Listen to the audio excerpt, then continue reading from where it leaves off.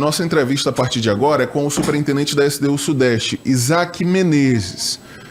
Você vai participar conosco, já anota aí o nosso telefone, 2106-9927, o nosso telefone e o nosso WhatsApp, para você, morador da Zona Sudeste, trazer aqui ao programa a sua demanda e sua solicitação ao superintendente da SDU Sudeste, Isaac Menezes. Bom dia, superintendente, seja bem-vindo ao nosso programa.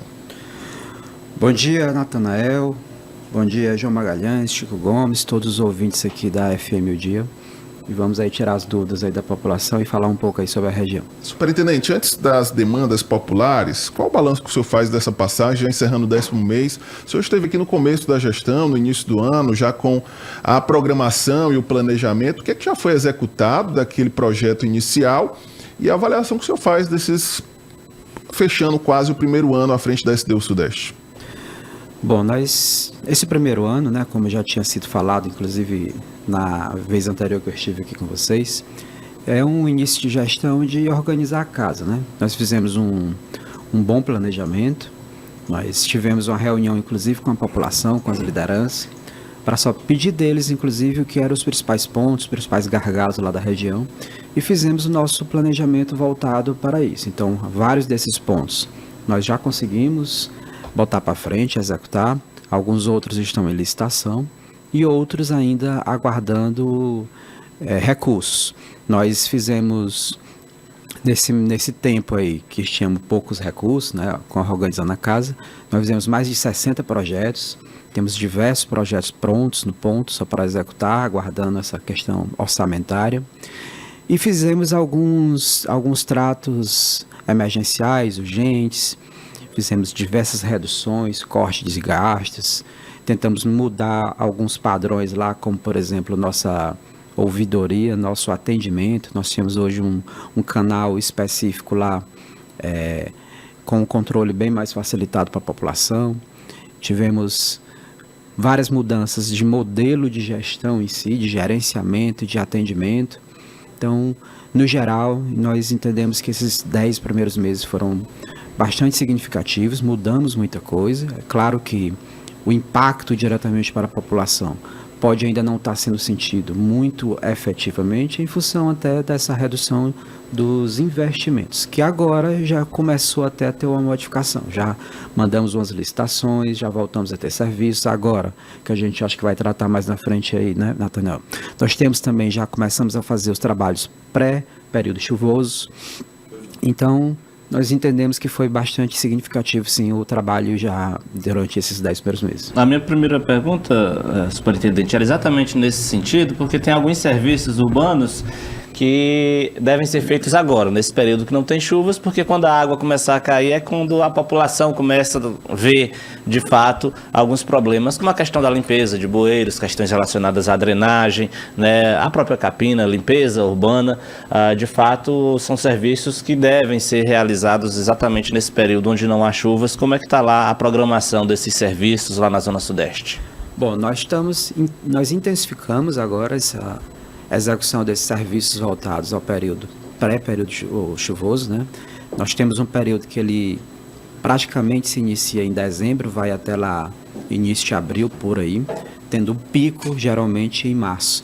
Então a gente tem que fazer essas limpezas de canais, manutenção de galerias, limpezas de redes fechadas, como aquelas canaletas cobertas. Então nós estamos fazendo isso. Hoje, especificamente, nós temos maquinário lá na região que divide Manuel Evangelista do Parque Poti, lá especificamente coladinho ali no loteamento Salles. Estamos fazendo lá toda uma obra, um investimento relacionado inclusive com sustentabilidade. Nós estamos fazendo tanto a limpeza do canal como um todo, como também uma contenção com pneus. Essa estrutura está tendo apoio lá do Instituto ID, que é o colega lá, irmão Cleps, lá da região. Faz um grande trabalho por sinal. Faz um grande trabalho. E nós estamos dando todo o apoio, todo o material, os homens também para ajudá-lo, fazendo toda a situação. Nós mandamos o nosso calculista estrutural para fazer o modelo, para que ele pudesse fazer essa execução. E posteriormente nós vamos para os outros canais. A gente costuma fazer esse mapeamento prévio, inclusive com drones, para verificar e duas situações. Uma é se os canais estão mantidos regularmente, que nível estão, e para evitar ocupações irregulares. Então, nós já fizemos essas verificações. Recentemente, inclusive, nós recebemos uma denúncia da população que um desses canais, o principal, acho que de Teresina, que é o que atravessa a zona leste e sudeste, que é o maior, ele estava sendo, inclusive, aterrado. Então, imediatamente fomos ao local, notificamos, multamos a pessoa, acionamos também o meio ambiente e, de imediato, esse morador lá fez a retirada desse material conforme a nossa solicitação. Então, os canais estão sendo todos monitorados com drone, estamos fazendo a limpeza, começamos lá por esse do Salles, vamos para o canal do Manuel Evangelista, vamos para o Washington Feitosa, vamos para Recanto dos Pássaros, temos toda uma programação já bem feita para que a gente consiga concluir isso até o final de novembro. Superintendente, eu estive esse final de semana na Vila Nova Esperança, a convite de alguns líderes comunitários, e lá eles me repassaram uma demanda aonde, segundo os moradores, existe uma emenda parlamentar dos senadores Marcelo Castro, Ciro Nogueira e dos deputados os deputados estadual, um estadual e federal, que é os Flávios. E aí o que ocorre? Essa emenda para calçar 19 ruas, apenas, se não me engano, 3, 4 foram calçadas e ficaram pela metade, não foram calçadas todas. E aí eu quero saber, o senhor sabe dessa demanda, e a via principal, que é o acesso à comunidade, que é caótico, não foi feito. E aí o senhor tem uma previsão de quando será dada continuidade, ou o que aconteceu com esses recursos que não foram aplicados na comunidade? Assim, tem duas situações distintas, né? Primeiro, essa licitação que ela previa 19 ruas, ela no contrato da época, esse contrato ele não existe mais, e o orçamento que era vinculado lá da época, e que isso foi de 2018 para 2019, ele também não tem mais a disponibilidade, ele não é eterno, ele tem que ser prestado conta daquilo, se não é executado, recursos retornam. Então, daquela época que foram executadas essas 3 ruas, foi na época da pandemia, existia toda uma dificuldade para obtenção de pedras e tudo. E tem uma informação que eu não sei se lhe passaram aqui. Essas ruas, elas acabaram sendo executadas por outras fontes, a maioria delas. Então, as ruas que estavam presentes nesse processo, elas tanto faziam parte ali coladinha no próprio Pedro Bausi, parte na Nova Esperança. E essas ruas hoje que estavam previstas foram executadas não exatamente por essas fontes. Então, se houver essa nova disponibilidade desses recursos, já teria que ter uma nova licitação com as demandas complementares. Então, essa via que eles citam, que não foi executada... No caso, são as ruas 2 e rua 3. A situação realmente, de fato, eu estive lá, caótica, posso até encaminhar uma matéria que foi feita lá. Tem uma das vias lá que estava presente, 2 delas, que elas têm um problema que não tinha sido detectado na época. Por exemplo, uma delas que citam lá, que é o principal, eles citam como principal acesso, ela tem uma inclinação muito maior do que a permitida, inclusive na legislação municipal. Então ela tem uma dificuldade muito grande para ser executada. Então, e não havia sido previsto qualquer tipo de contenção, qualquer tipo de obra que fosse necessária para aquilo. E uma outra, dentro de um curso d'água que passa próximo ali à região, ela cruza lá, e não havia sido previsto também nenhum tipo de bueiro, nenhum tipo de estrutura de passagem dessa água sem que afete a população. Então, esses projetos eles precisam ser alterados, modificados e ter novamente os recursos. Então, lá para a região especificamente, foi um dos primeiros lugares que a gente entrou quando a gente entra na região com limpeza, fizemos diversas manutenções. Hoje, inclusive, nós estamos entrando naquela que eles chamam de principal, que é uma mais larga, que é a via dos ônibus, inclusive. Ela está bem danificada, nós vamos entrar essa semana com a equipe lá. Essa semana nós estamos começando com 5 equipes de manutenção na região, no Sudeste. Uma delas vai justamente para lá, para fazer essa manutenção dessa via, que é um trecho, inclusive, dos ônibus. 7h50, nós temos participações já, muita gente participando, moradores da Zona Sudeste. Atenção, você da Zona Sudeste, manda tua pergunta, teu questionamento no 2106-9927. Tem aqui já algumas demandas, vamos repassando aqui ao superintendente. A Liduína diz o seguinte: cobre aí o superintendente sobre a limpeza e asfaltamento do loteamento Paulo Carneiro, no Gurupi. Tem alguma previsão, superintendente, sobre essa situação aí? A questão de asfaltamento, posso encaminhar a solicitação da requerente para a ETURB. Nós temos hoje a determinação do prefeito que o asfaltamento vai ficar exclusivo com equipes da ETURB, onde nós temos a usina de asfalto, toda uma equipe preparada para aquilo. Relacionada à limpeza, ela está dentro do nosso cronograma. Quando a gente entrou, inclusive, foi uma das primeiras regiões que tivemos limpeza, foi lá na região do Paulo Carneiro, e nós vamos retornar agora. Estamos fazendo já todo um planejamento para isso. Tem mais participação. O Jefferson diz o seguinte: bom dia, por trás da caixa tem um lixão a céu aberto. Veja com o superintendente como vão resolver. Tem uma escola ali próximo e esse lixão prejudica até o trânsito. Caixa Econômica Federal, ali atrás do Comercial Carvalho, também naquele trecho, né? É um tema bastante interessante a gente tocar. Por quê? Esse lixão que ficava aí a céu aberto, ele ficava exatamente colado no muro da Caixa Econômica. Nós procuramos a Caixa Econômica, já tem isso uns 2 meses, pedimos que a Caixa fizesse a recomposição da calçada dela lá, eles fizeram, e nós entramos numa parceria novamente até com o Instituto ID, nós entregamos material, fizemos todo o apoio, e fizemos um jardim sensorial, que é aqueles sustentável com os pneus. Ficou muito bonito, muito bem organizado. Infelizmente, a população insiste com algumas pessoas, com a falta de educação realmente, em colocar, só mudaram o lugar. Então, por trás ali, eles voltaram no outro terreno. Então, nós já notificamos essa pessoa do outro terreno, já multamos para que ela refaça seu muro, calçada, e a gente está com o planejamento. Solicitamos já isso, inclusive, para o Lixo Zero, porque agora nós temos uma parceria lá do Lixo Zero, lá com a Prodaté e a Estrans, para a utilização de câmeras com inteligência artificial, para que a gente tenha agora, já que as situações, eles têm passado, inclusive, a ETURB com a educação ambiental, em vários locais explicando que não pode, que são passíveis de multa e tudo. Então, chega ao ponto que a educação ambiental não funciona, então agora nós vamos tentar já ver se a gente consegue instalar câmeras por lá para pegar realmente esses infratores e aplicar as penalidades necessárias. Mas nós já estamos tratando disso há alguns meses lá, inclusive com essa história desse jardim sensorial que já fizemos lá no local. Tem mais participação, mensagem de áudio conosco.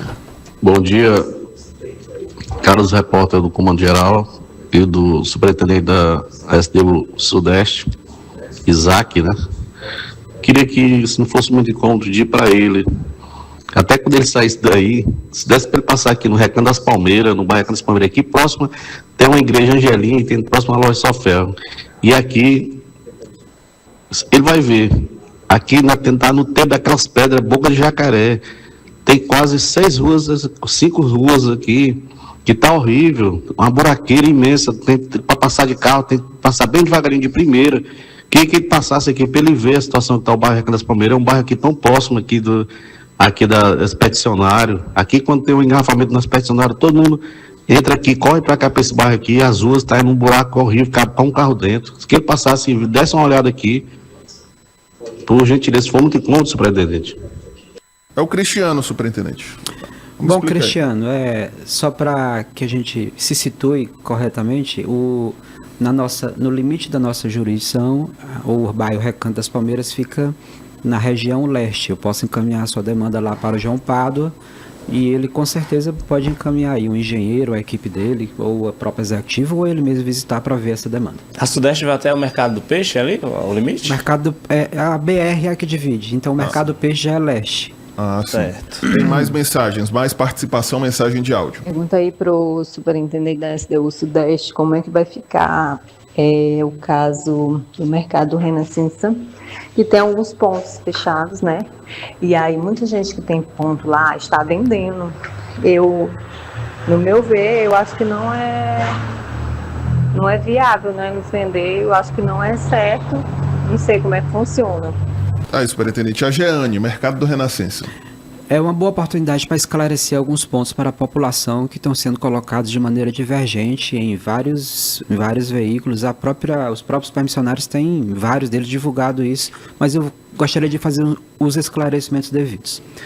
Primeiramente, sobre a escolha dos permissionários. Então, teve um levantamento, esse trabalho foi feito desde 2019, na primeira licitação, foi feito todo um trabalho social para ver as pessoas que já trabalhavam lá no local. Então, esse levantamento foi atualizado em 2021 e também atualizado já em 2023. Então, quando a gente entrou, nós levamos até o Ministério Público, inclusive, qual seria a nossa lógica, nossa logística do que ia tratar, colocando regras. E essas regras fizeram com que algumas pessoas perdessem ponto e outras que ganhassem. Então, algumas que comprovaram que trabalhava, a gente incluiu. Outras que não tinham comprovação, nós retiramos. Então, todos os permissionários que lá estão na lista final foram com critérios objetivos, inclusive publicados no Diário Oficial do Município. Esse é o primeiro ponto. Sobre a entrega da obra, nós entregamos ela efetivamente com vários serviços que não estavam previstos inicialmente, já para melhorar o contexto, inclusive da comunicação visual, fizemos um grafite diferenciado, uma pintura melhor, melhoramos a área dos bares, mas ainda quando fomos entregar, tiveram algumas solicitações dos próprios permissionários, alguns ajustes nas bancas, ou tiveram pedidos diretamente ao prefeito que ele acordou. Então hoje nós estamos fazendo esses pequenos ajustes lá dentro para entregar efetivamente como foi pedido pelos próprios permissionários. Relacionado à entrada dos permissionários lá, esse hoje é o principal entrave. Por quê? Dentro dos nossos mercados hoje, em toda Teresina, nós temos um modelo que ele é totalmente ineficaz. Os mercados, o termo que era até usado muito pelo ex-prefeito Firmino Filho, os mercados não se pagam. Então, quem paga a conta do mercado hoje é a própria população, no geral. Então, os valores que são pagos pelos permissionários, que era a taxa de permissão de uso, ele não arca nem com a mão de obra, nem com material de limpeza, nem com manutenção, nem com investimentos, nem com água, energia, muito menos a administração. Então, o doutor Silvio determinou que a gente procurasse um modelo novo para essa gestão. Nós fizemos uma parceria com o Instituto INPE, Instituto de Negócios do Piauí, que já faz a gestão do shopping da cidade. E esse modelo de gestão, nós entendemos ser o mais eficiente. Então, como que é o modelo de gestão lá no shopping da cidade? Todo o custo diretamente relacionado ao shopping, ele é rateado pelos permissionários em função do metro quadrado de cada um. Então, chega-se no valor de metro quadrado, por exemplo, o box padrão lá acho que é 1,5 por 1,5. Então, chega-se no valor de metro quadrado, aqueles que têm box maiores pagam mais, aqueles que têm o valor do box menor pagam aquele valor. E é o custo efetivo de lá. Então, esse INPE, ele é um instituto sem fins lucrativos. É diferente de uma PPP. Então, nós pedimos ao doutor Silvio, ele nos atendeu. Por determinação dele, fizemos esse estudo e ele determinou inicialmente que todo o custo deveria ser repassado aos permissionários. Então, como o valor inicial ficou um pouco alto, inclusive em função, eles vão ter agora todo o investimento, vão ter que ter um capital de giro para entrar e tudo. Quanto é que ficou o metro quadrado lá, superintendente? Doutor Silvio determinou que inicialmente nós vamos arcar com 60% do custo. E esse custo só vai aumentar progressivamente a cada ano, sendo que os 3 primeiros meses ainda vão ser 100% da prefeitura, como se fosse uma carência. Então, nos 3 primeiros meses, nós vamos arcar com tudo. Depois a partir do 4º mês, nós vamos ficar com 60% durante um ano. E a cada ano vai ter um novo estudo desses custos para a adequação dos valores. Então, esse é o modelo que está aprovado. O metro quadrado nesse custo fica em torno de R$ 27,00. E o box padrão, que o nosso lá ele é 6,5 por alguma coisa, não me recordo, acho que é 6,5 por 6,5, ele fica em torno de menos de R$ 200,00, R$ 170,00 por aí. Então, houve muita divulgação de que tem gente que vai pagar R$ 1.000. Bom, mas isso aí é um critério de justiça social em função, inclusive, das áreas. Então, essas pessoas que têm um box padrão, elas vão pagar esse custo. Aqueles que têm a área equivalente a 6 boxes, eles vão pagar equivalente a 6 boxes. É injusto para aquele menor pagar um valor diferente daquele que vai ter um box muito maior. Então, vai ter material de construção que já tinha, vão ter mercadinhos que já tinham, vão ter frigoríficos maiores. Então, essas pessoas que vão ter box maiores vão pagar em função da mesma área o valor também equivalente. E a prefeitura, nesse momento, entendeu que como esse custo deles entrarem vai ser alto, vai arcar com esses 60%. 100 primeiro durante 3 meses, depois 60% durante um ano. Tem mais participação conosco. Bom dia, superintendente. Sobre a Curva São Paulo, já tem previsão de iniciar a reforma? O Júnior Gavião. Júnior Gavião, meu amigo, nós já fizemos alguns serviços na Curva São Paulo. Inclusive lá nós temos 2 banheiros, um deles é completamente inutilizado. Nós estamos atrás de recursos, né? Já solicitamos. Já fizemos um projeto para lá, não adianta nem reformar. Ele tem que ser demolido e reconstruído. Então é um banheiro bem grande, ele tem quase 72 metros quadrados de área, então nós precisamos demolir e reconstruir. Mas há de se lembrar que nós fizemos os reparos lá nas todas as instalações sanitárias, fizemos reparos em instalações elétricas, estamos fazendo constantemente que não tinha a limpeza lá das fossas que acumulam, ficavam muito mau cheiro. Nós fizemos o reparo com o apoio da SDR do poço que estava mais de 6 anos sem funcionar, hoje está funcionando. E nós temos um planejamento a médio e longo prazo também para lá, em parceria com a SENDEC. Então, a SENDEC, ela está desenvolvendo um levantamento lá de todos os boxes, quem está aberto, quem não está, qual a utilidade que ele tem hoje. Então, tem gente que utiliza apenas como residência hoje lá. Então, nós pretendemos fazer diversas alterações e temos um projeto pronto para melhoria e ampliação da Curva São Paulo. Porém, ele tem um alto custo. Então, quando a gente tem esse tipo de situação, procuramos investimentos externos, procuramos emendas, procuramos vias diferentes, como ministérios, algo do tipo. No momento ainda não temos. Então, o que a gente está exatamente agora fazendo é essa parte de planejamento para que a gente consiga obter os recursos. 8 em 1, mais participação. Bom dia, por favor, superintendente, chame a atenção do prefeito sobre essa empresa de capina e varrição. Os garis estão há mais de 2 meses sem receber ticket de alimentação, vales e nada. O presidente do sindicato mandou foi os garis irem no RH cobrar. Então, esses garis estão sofrendo com essa tal empresa. Cadê a fiscalização? Pior do que a outra, uma empresa pior do que a outra. E a empresa ameaça os garis se denunciarem. É aqui a nossa amiga Neta que está com esse registro, superintendente. O senhor tem acompanhado também essa situação? Tem um período de transição, não é isso? Das empresas que prestam esse serviço. A empresa está com o trabalho, concluindo o 2º mês de trabalho dela. No primeiro mês foi a transição entre as duas. Então, assim, nós ainda não temos o equipamento completo, todas as pessoas completas. Nós ainda não tivemos o pagamento efetivo do primeiro mês de trabalho da própria empresa, em função de alguns problemas burocráticos e administrativos, tipo, eles apresentaram uma nota fiscal com o tipo de dedução que o controle do município entendeu ser incorreto, está sendo feitas modificações, e isso perdeu muito tempo. Então, a empresa, ela efetivamente, realmente não pagou ainda, a gente recebe esses relatos dos trabalhadores, nós já notificamos a empresa e a empresa alega que também não recebeu ainda nem referente ao primeiro mês.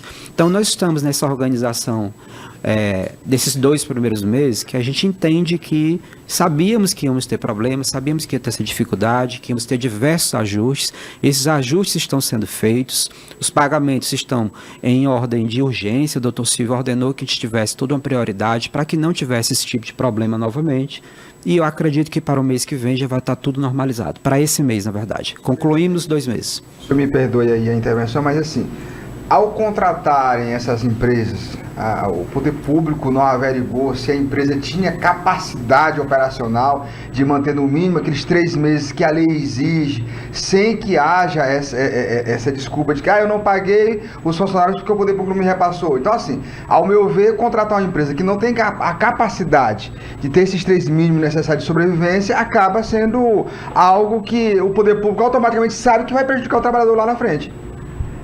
Bom, assim, é claro que ele foi averiguado, se não fosse ele não teria nem sido contratado. Quando eu lhe disse que nós estamos tomando as medidas cabíveis, já foram inclusive notificados, dentro de cada contrato tem as sanções cabíveis para esse tipo de situação, e eles estão sofrendo elas. Então, após as notificações, advertências, multas e possibilidade até futura, caso eles não resolvam o problema, de rescisão de contrato. Então, eu citei apenas o que a empresa está alegando, não que não estamos tratando das medidas administrativas que são cabíveis, corretas, conforme o contrato. 8h04, já chegando ao final da nossa entrevista, algumas questões pontuais, superintendente, sobre a Zona Sudeste. Próximo domingo nós teremos dia de finados. E aí, sempre que chega essa data, volta aquele debate sobre a necessidade de um novo cemitério na Zona Sudeste. O cemitério do Renascença, acho que é, se não maior, um dos maiores cemitérios públicos da capital, mas que não cabe mais ninguém. Então, há essa necessidade de construção de um novo cemitério. Muitas pessoas da Zona Sudeste têm que enterrar os seus entes queridos em outras regiões ou em cemitérios privados. Como é que está essa questão e o planejamento da SDU Sudeste, da Prefeitura de Teresina, para resolver esse problema, a falta de vagas nos cemitérios da região? Bom, nós temos sim esse planejamento. O doutor Silvio ordenou que fossem feitos projetos para um cemitério novo já para a Zona Sudeste e um para a Zona Leste. O projeto já está pronto, nós já apresentamos com orçamento, com tudo.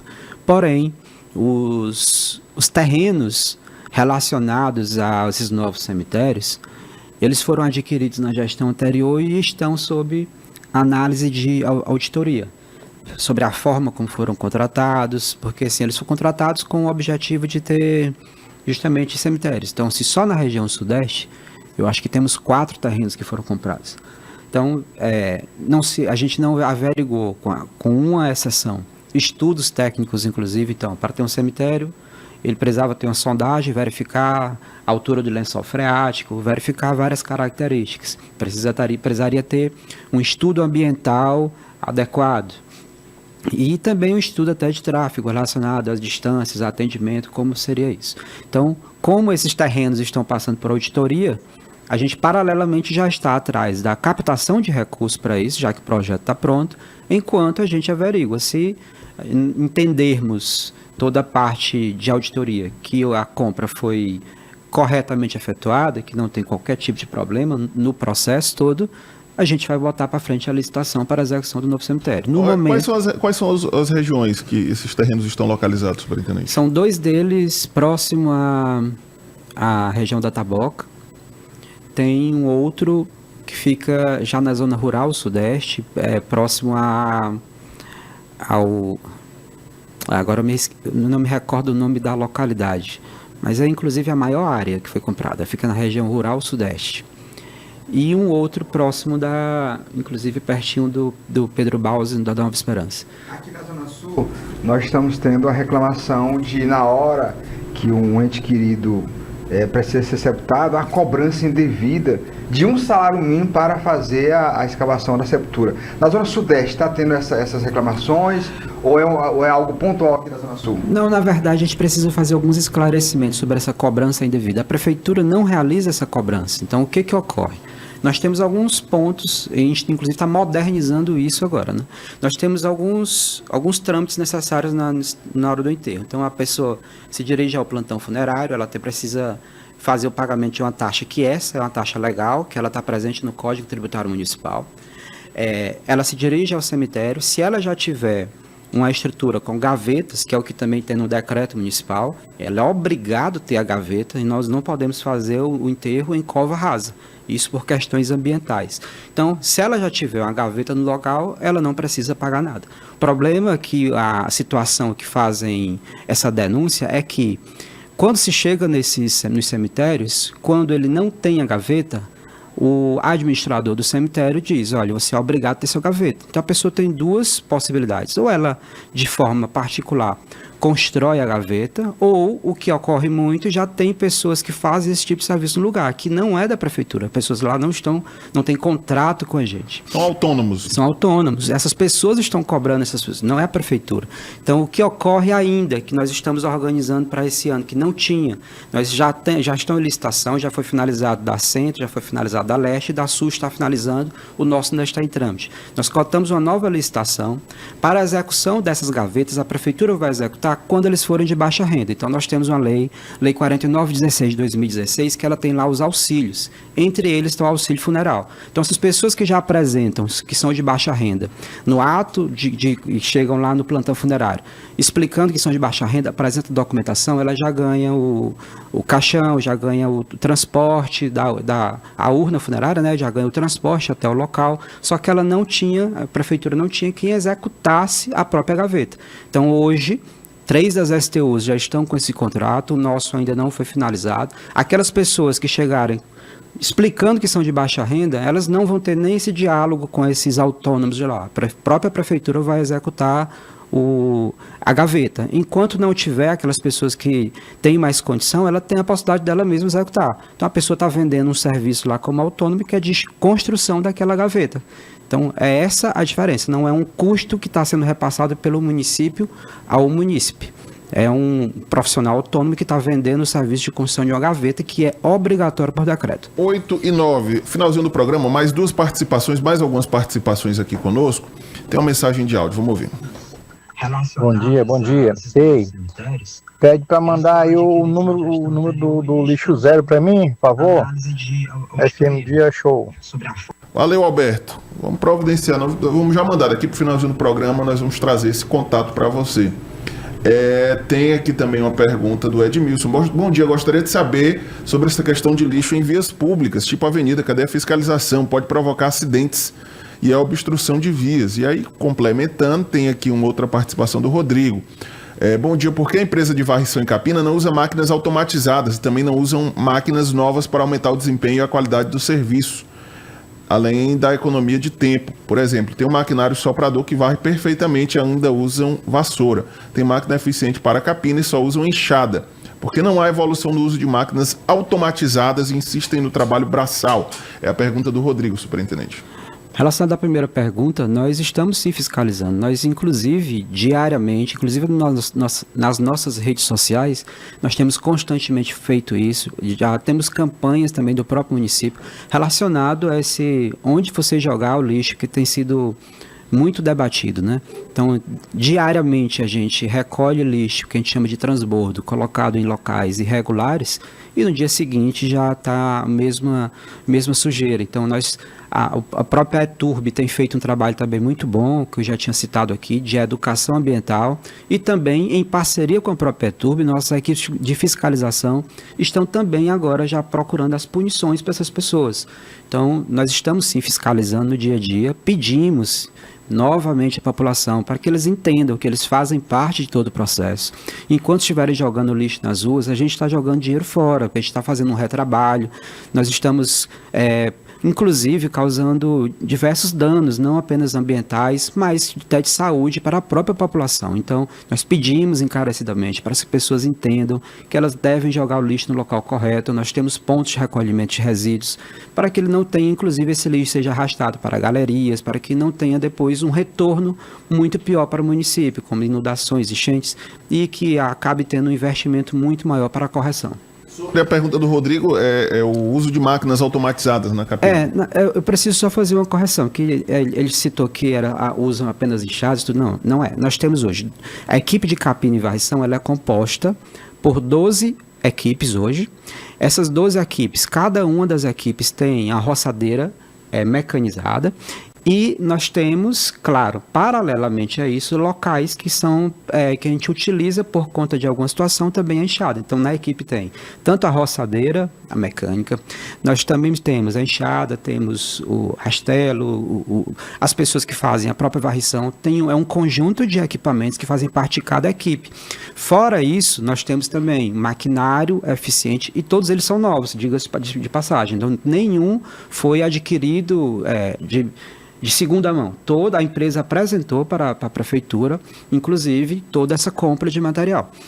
Então, fora isso, nós temos a equipe de poda, também essa equipe de poda, ela também tem um maquinário específico, também não é nada manual, ela também tem todo o maquinário específico para isso. E o que ainda não estamos fazendo, que já cobramos, que não foi pago, inclusive no último mês, a medição, ele foi glosado, esses itens foram glosados, relacionado justamente a áreas que têm pouca habitação, que a gente consegue fazer uma limpeza mais efetiva, que ele seja efetuado com uma máquina específica, que é uma roçadeira mecanizada, que já não seria um equipamento manual, já seria um maquinário, que ele faz uma limpeza mais rápida. Eu dou um exemplo, a gente poderia fazer esse tipo de limpeza na estrada para ir para Jardim Europa, a famosa estrada da Usina Santana. Então, aquelas limpezas laterais a gente consegue fazer mais efetiva. Do lado de canais, onde eu tenho pouca habitação do lado do próprio canal, a gente poderia fazer mais efetivamente. Então, esse maquinário ainda não foi, mas ele está no contrato, já notificamos a empresa para que ela coloque esse maquinário.